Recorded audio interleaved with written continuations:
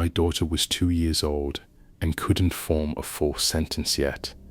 But one night she sat up in her crib in the dark and pointed at the empty corner of her room and said, "Baby." There was nothing in that corner.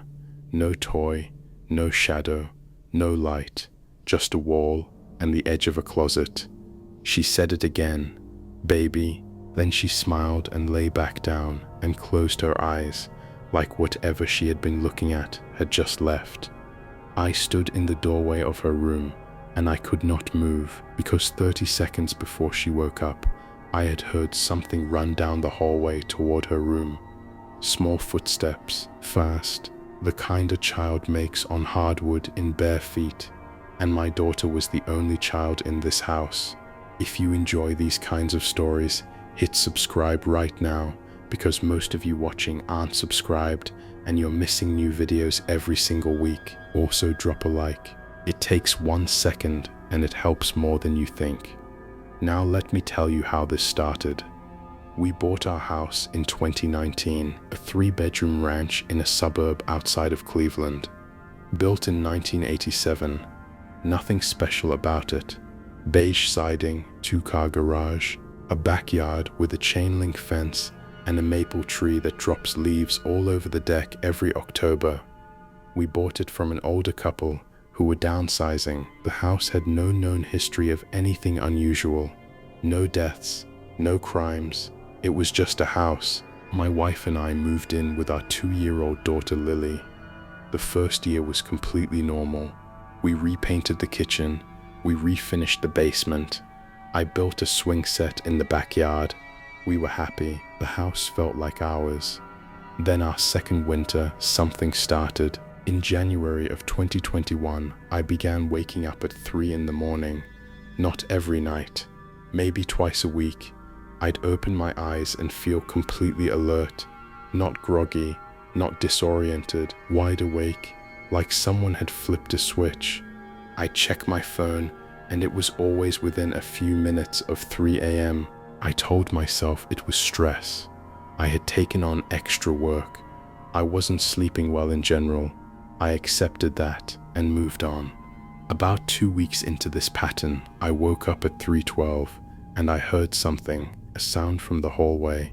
Our bedroom is at the end of a hallway that runs the length of the house. Lily's room is at the other end. The sound I heard was footsteps, small footsteps, quick and light, the kind a toddler makes when they're running on hardwood in bare feet. I assumed Lily had gotten out of her crib.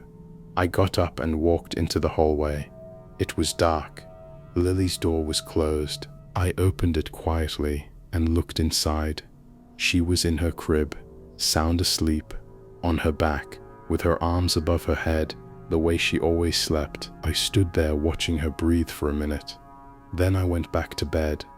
I told myself I imagined it. The next time I heard the footsteps was 4 nights later, same time, around 3 a.m. This time I didn't get up. I just lay there and listened. The footsteps started at the far end of the hallway near Lily's room and moved quickly toward our bedroom. They stopped right outside our door. I stared at the door. It was open about 6 inches. Through the gap, I could see the hallway. It was dark. Nobody was there. The footsteps had stopped. I waited. Nothing. I got up and checked on Lily. She was asleep.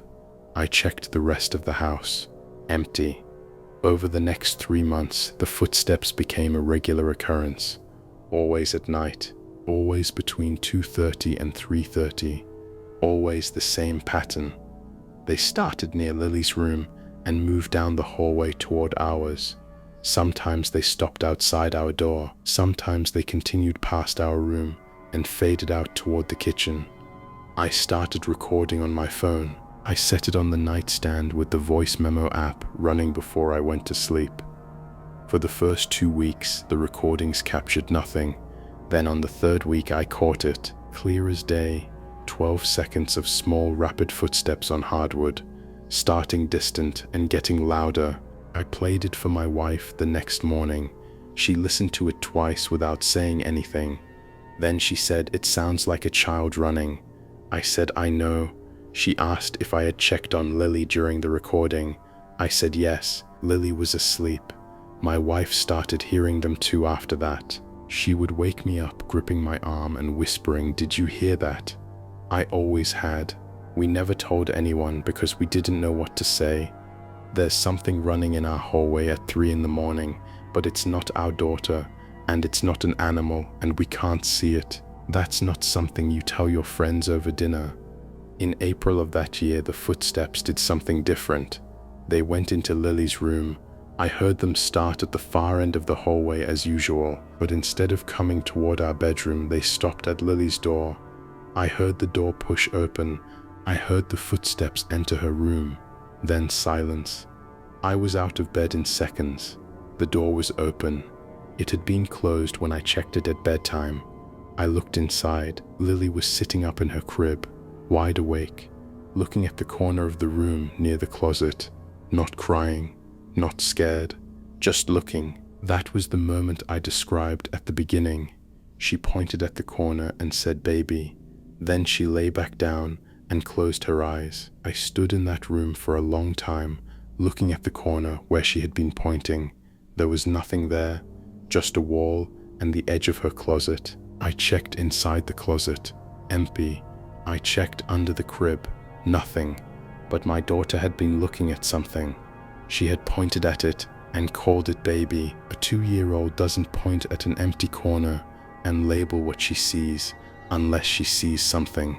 The next morning, my wife told me something she had been keeping from me for weeks. She said she had been finding Lily's toys rearranged in the morning, not dramatically, not thrown around the room, just slightly moved. A stuffed animal that had been on the shelf would be on the floor next to the crib. Blocks that had been in the toy bin would be arranged on the carpet in a line. She said she assumed Lily was climbing out of her crib and playing in the middle of the night, but Lily's crib camera showed no movement. Lily slept through every night without getting up. The toys were being moved by something that wasn't Lily. We moved Lily's room to the guest bedroom on the other side of the house. The footsteps continued in the hallway, but they never went into the new room. Whatever was in that hallway seemed attached to the old room. We had a priest come bless the house in June. I felt ridiculous about it. I don't go to church. My wife doesn't either. But we didn't know what else to do. The priest walked through every room. He said some prayers. When he was done, he told us he didn't feel anything particularly negative. He said sometimes residual energy can linger. He said it was probably harmless. It didn't stop. We still hear the footsteps. We've lived in this house for 6 years now. Lily is 7. She doesn't remember any of it. She sleeps in the room on the other side of the house, and she sleeps fine. The footsteps still happen 2 or 3 times a week. Always at night. Always around 3. I've stopped recording them. I've stopped investigating them.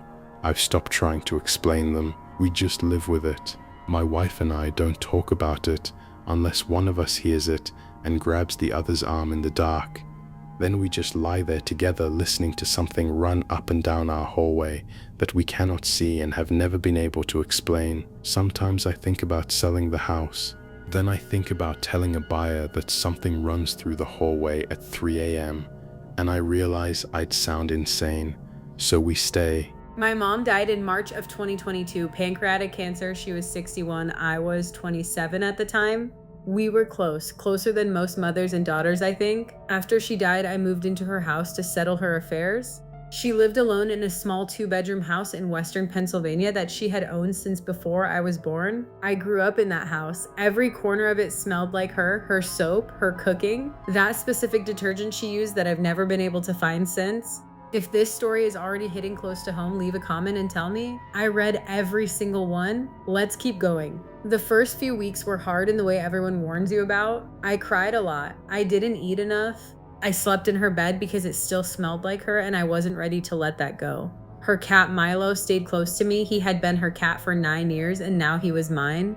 He was old and slow and he would sit on the end of the bed and stare at the bedroom door the same way he used to when she was alive. like he was waiting for her to walk in. That broke my heart every single time. About a month after she passed, I was sitting in the kitchen going through her paperwork. Insurance documents, bank statements, old tax returns. The house was quiet. Milo was asleep on the couch. It was maybe 8 in the evening. Not late, not dark yet. I was reading through a life insurance document when I heard her voice. Clear, unmistakable, coming from the living room. She said my name. Just my name, the exact way she always said it, with that slight rise at the end like it was a question. Even when it wasn't, I froze. I didn't breathe. I sat there with the paper in my hand and I waited to hear it again. Nothing, just silence. Milo hadn't moved. I told myself I imagined it.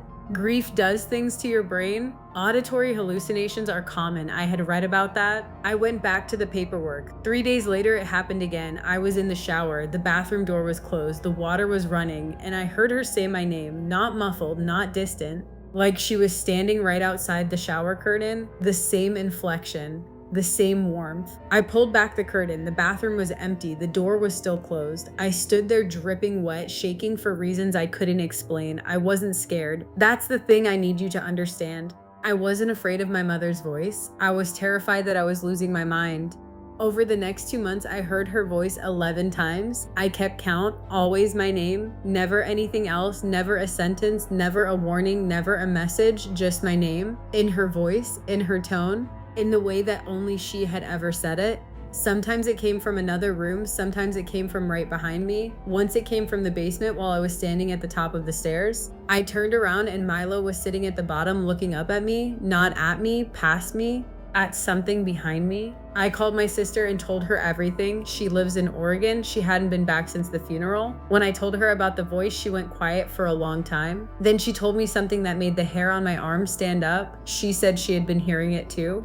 In her apartment in Portland, 3,000 miles away from our mother's house. She said it started about 2 weeks after the funeral. She said it was always her name, always mom's voice, always when she was alone. She had assumed it was grief. She had assumed it was her brain processing the loss.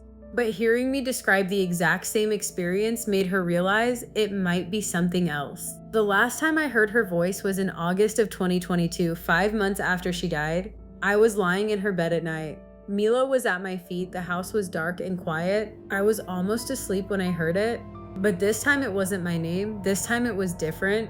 She said, "It's okay." 2 words. In the gentlest voice I have ever heard. "It's okay." I opened my eyes and looked around the room. Nobody was there, but the air felt different, warmer, heavier.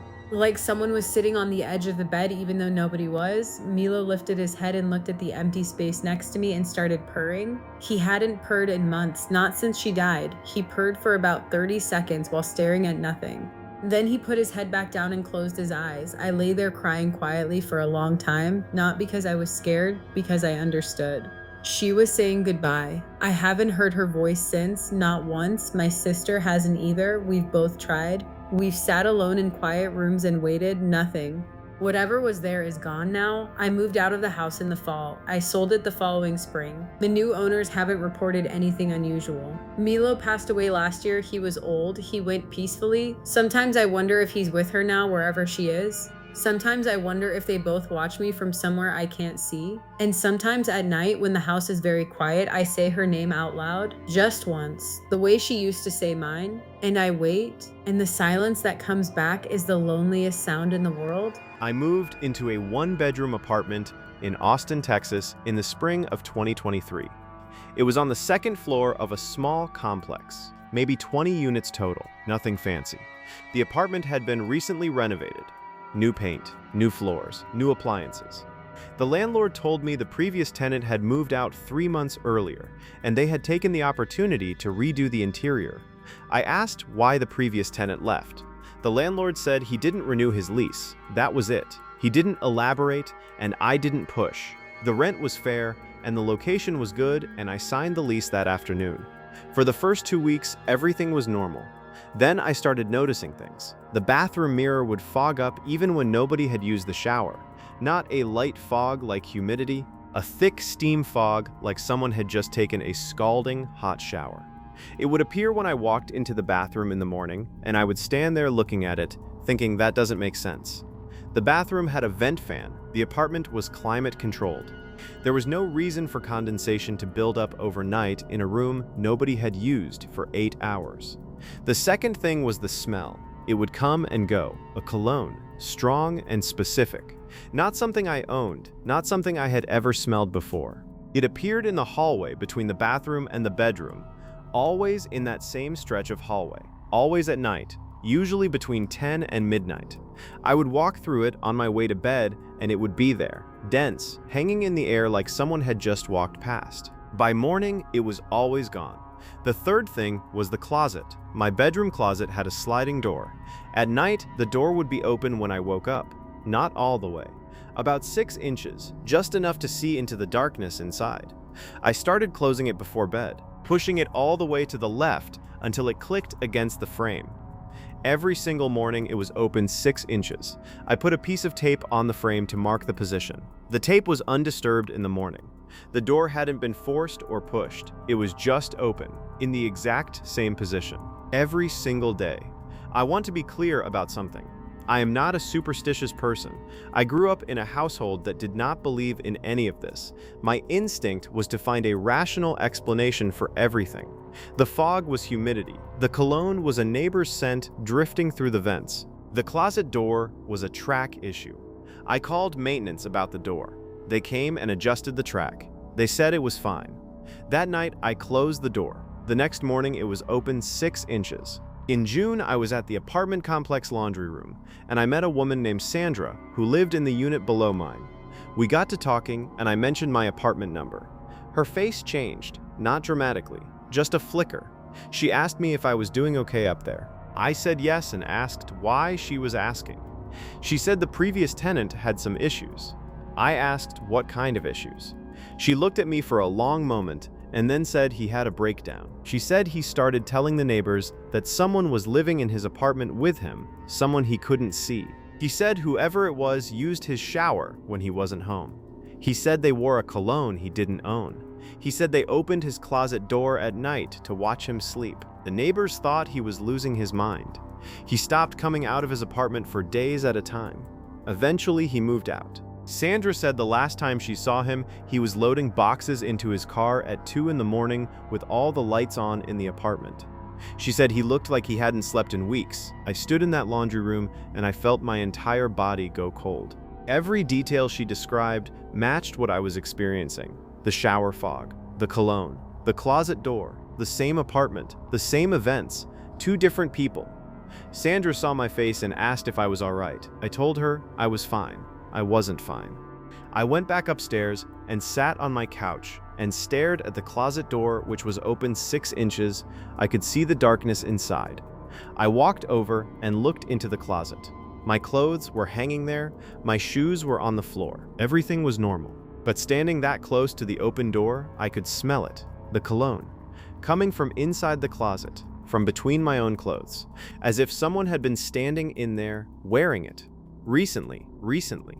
I moved out in August. I didn't break the lease. I just packed what I needed and stayed with a friend for the remaining 2 months.